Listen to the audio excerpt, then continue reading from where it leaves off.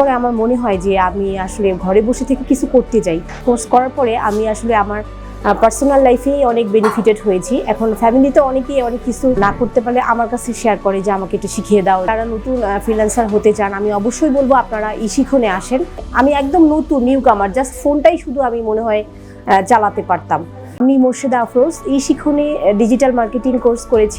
এখান থেকে আমি অনেক বেনিফিটেড হয়েছি। যেমন আমি কর্পোরেট জব করতাম, পরে জব ছেড়ে দিয়ে আমি হাউসওয়াইফ।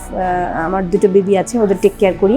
তারপরে আমার মনে হয় যে আমি আসলে ঘরে বসে থেকে কিছু করতে যাই। কোর্স করার পরে আমি আসলে আমার পার্সোনাল লাইফেই অনেক বেনিফিটেড হয়েছি। এখন ফ্যামিলিতে অনেকেই অনেক কিছু না করতে পারলে আমার কাছে শেয়ার করে যে আমাকে একটু শিখিয়ে দাও, এটা করে দাও।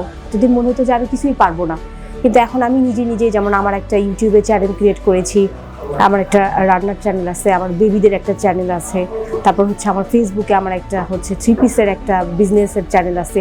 এই জিনিসগুলো আমি সব আমার শিখনের এই প্ল্যাটফর্ম থেকে শিখেছি ডিজিটাল মার্কেটিং কোর্স করে। আমাদের কোর্স ব্যাপারেও যদি কোনো সমস্যা হয়, কোনো ক্লাস আমরা মিস করে গিয়েছি, নেক্সট ক্লাসে তো আমাদের স্যাররা এটা মানে ইনস্ট্রাক্টর স্যার যিনি ছিলেন বুঝিয়ে দিয়েছেন। আর শিখন সবসময় তাদের একটা হেল্পলাইন ছিল, যে কোনো মেসেজ দিলে ওরা সঙ্গে সঙ্গে সেটা রিপ্লাই করতো, সময় নিত না বেশি। আর আমি সবসময় ওদের কাছ থেকে সাপোর্টটা ভালো মতোই পেয়েছি। যারা নতুন ফ্রিল্যান্সার হতে চান আমি অবশ্যই বলবো আপনারা শিখনে আসেন আমার মতো করে। আমি শিখনে এসে যেমন আমি একদম নতুন নিউ কামার, জাস্ট ফোনটাই শুধু আমি মনে হয় চালাতে পারতাম।